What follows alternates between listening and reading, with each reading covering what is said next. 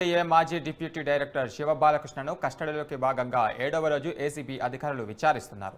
ఆయనకు లబ్ధి చేకూర్చిన రియాల్టర్లతో పాటు బాలకృష్ణ పెట్టుబడి పెట్టిన కంపెనీ యజమానులను సైతం విచారించి స్టేట్మెంట్ రికార్డు చేస్తున్నారు. అలాగే బినామీలుగా మారి ఆయనకు సహకరించిన అధికారులను గుర్తించిన ఏసీబీ వారికి సైతం నోటీసులు అందజేసేందుకు రెడీ అయ్యింది. రేపటితో ముగియనున్న కస్టడీ వ్యవహారంపై ఏసీబీ హెడ్ క్వార్టర్స్ నుండి మా క్రైమ్ బ్యూరో చీఫ్ కృష్ణ మరిన్ని వివరాలు అందిస్తారు. హెచ్ఎండిఏ మాజీ డిప్యూటీ డైరెక్టర్ ప్రస్తుత రెరా కార్యదర్శి శివబాలకృష్ణను 7వ రోజు ఏసీబీ అధికారులు హెడ్ క్వార్టర్స్లో విచారించడం జరుగుతోంది. ఈ కేసు వ్యవహారానికి సంబంధించి ఇప్పటివరకు ఏసీబీ అధికారులు అనేక విషయాలు అతని దగ్గర నుంచి రాబట్టారు. మొదట ఏదైతే ఆదాయానికి మించి ఆస్తులున్న నేపథ్యంలో అతని ఇంటిపైన దాడి చేసిన క్రమంలో అప్పుడు శివబాలకృష్ణ కానీ ఆయన కుటుంబ సభ్యులు సహకరించలేదు కాబట్టి అతన్ని 10 రోజుల పాటు కస్టడీకి ఇవ్వాలని చెప్పేసి ఏసీబీ అధికారులు ఏసీబీ కోర్టులో ఒక పిటిషన్ దాఖలు చేశారు. కోర్టు 8 రోజుల పాటు శివబాలకృష్ణని కొన్ని షరతులతో, అంటే ఆయన పైన 3rd డిగ్రీ ఉపయోగించకూడదు అన్న కోణంలో ఏదైతే షరతులతో కూడిన కస్టడీ అప్పగించడం జరిగింది. దాంట్లో శివబాలకృష్ణని అదుపులోకి తీసుకున్న ఏసీబీ అధికారులు విచారణ అనేది చేపట్టారు. మొదట ఏదైతే హెచ్ఎండిఏలో ఉన్న క్రమంలో ఆయన ఏదైతే అప్పట్లో డిప్యూటీ డైరెక్టర్గా ఉన్న సమయంలో చాలామంది వ్యవహారానికి సంబంధించి ఈ ఏదైతే ల్యాండ్లు ఆ తర్వాత వెంచర్ల వ్యవహారం సంబంధించి కూడా డబ్బు ఇవ్వందే, అవినీతికి పాల్పడందే, డబ్బు ఇవ్వందే ఏది కూడా సంతకం చేసేవాడు కాదు అని చెప్పేసి అక్కడ తేలింది. అందులో ఏదైతే ఆయనకు కొంతమంది రియల్ ఎస్టేట్ వ్యాపారులు కానీ ఆ తర్వాత ఇతర వ్యాపారస్తులు కానీ కొంతమంది డబ్బు ముట్ట చెప్తే మరికొంతమంది స్థలాలు, మరికొంతమంది ఏకంగా ఒక విల్లాను కూడా ఆయనకు రాసిచ్చినట్టు, దానికి సంబంధించి బినామీ వ్యవహారాల మీద ఆయన ఆస్తులు కూడగొట్టినట్టుగా కూడా తెలుస్తోంది. దాదాపు 400 కోట్ల అక్రమాస్తులు ఆయన దగ్గర గుర్తించినట్లు ఏసీబీ అధికారులు కూడా చెప్తున్నారు. ఇక ఈ కేసు వ్యవహారానికి సంబంధించి ఆయన డిప్యూటీ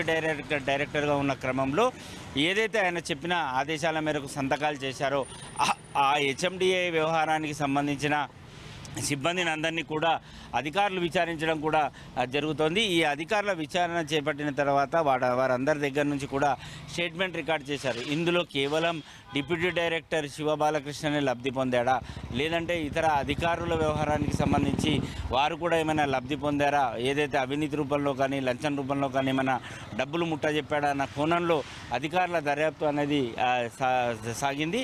అంతేకాకుండా రెరాలో ఉన్నప్పుడు కూడా ఆయన అవినీతికి పాల్పడినట్లుగా కూడా తెలియడంతో అక్కడ ఉద్యోగస్తులను కూడా ఒక్కొక్కరినిగా నోటీసులు ఇచ్చి పిలిపించి ఏసీబీ అధికారులు అన్ని స్టేట్మెంట్లు కూడా రికార్డ్ చేయడం జరిగింది. ఇక ఈ కేసు వ్యవహారానికి సంబంధించి ఆయనకు లబ్ధి చేకూర్చిన ఎవరైతే రియల్ ఎస్టేట్ వ్యాపారులు ఉన్నారో వారందరికీ కూడా నోటీసులు ఇచ్చి ఆ నోటీసుల వ్యవహారానికి సంబంధించి అధికారులు వారిని కూడా విచారణ చేసి శివబాలకృష్ణ సమక్షంలోనే ఆయనను కూడా విచారించి ఎలాంటి లబ్ధి పొందారు, ఏ లబ్ధి అనేది ఆయనకి అందించారు అన్న విషయంపైన లిఖితపూర్వకంగా అధికారులు తీసుకోవడం కూడా జరుగుతుంది. ఇక రేపు చివరి రోజు ఉంది కాబట్టి ఇప్పటికే బ్యాంక్ లాకర్లు వాటన్నింటినీ కూడా గుర్తించారు. ఇంట్లో 90 లక్షల రూపాయల నగదుతో పాటు దాదాపు 10 కిలోల బంగారు నగదును చూశారు. లాకర్లో కూడా పెద్ద మొత్తంలో డబ్బు, ఆస్తిపత్రాలతో పాటు నగదును కూడా, బంగారును కూడా స్వాధీనం చేసుకున్నా చేశారు. సో శివబాలకృష్ణ వ్యవహారానికి సంబంధించి అధికారులు ఎంత దర్యాప్తు చేస్తే అంత అవినీతి అనేది బయటికి వస్తూనే ఉంది. ఇంకా మరోసారి అవసరమైతే మరో 2 రోజుల పాటు కోర్టును ఆశ్రయించి ఆ విచారణ వ్యవహారానికి సంబంధించి మరో కస్టడీ అనేది పొడిగించాలని కోర్టును ఆశ్రయిస్తామని చెప్పి ఏసీబీ అధికారులు కూడా చెప్తున్నారు. ఇక గత సాయంత్రం కాలం నుంచి ఇప్పటి వరకు ఒక్కొక్కరుగా ఏదైతే ఆయన మా డిప్యూటీ డైరెక్టర్గా హెచ్ఎండిఏలో ఉన్న క్రమంలో లబ్ధి పొందిన ఎవరైతే రియల్టర్లు ఉన్నారో వారందరూ కూడా ఒక్కొక్కరుగా వచ్చి ఏసీబీ ఎదుట విచారణకు హాజరు కావడం జరుగుతుంది. మొత్తానికి శివబాలకృష్ణ వ్యవహారానికి సంబంధించి అవినీతికి పాల్పడ్డాడు, దానికి అంతులేని ఆస్తిని కూడా కూడబెట్టాడు అని చెప్పేసి ఏసీబీ అధికారులు చెప్తున్నారు. ఇక రేపు చివరి రోజున ఆయనను విచారణ చేపట్టిన తర్వాత తిరిగి అతనికి వైద్య పరీక్షలు నిర్వహించి కోర్టు ఎదుట హాజరుపరిచేందుకు కూడా తాము సిద్ధంగా ఉన్నాము. కాకపోతే ఇంకా ఈ విషయంలో ఇంకా చాలా విషయాలు బయటకు పడాల్సిన అవసరం ఉంది కాబట్టి మరోసారి కూడా కస్టడీకి అడుగుతాము అని చెప్పేసి ఏసీబీ అధికారులు చెప్తున్నారు.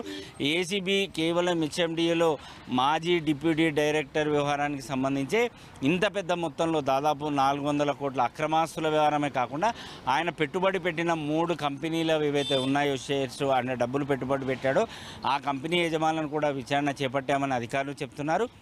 అంతేకాకుండా ఆయనకు బినామీలుగా ఉన్న ఐఏఎస్ అధికారుల వ్యవహారానికి సంబంధించి ఇప్పటికే గుర్తించామని ఏసీబీ అధికారులు చెప్తూ చాలా గోప్యంగా దాన్ని విచారణ చేస్తున్నారు.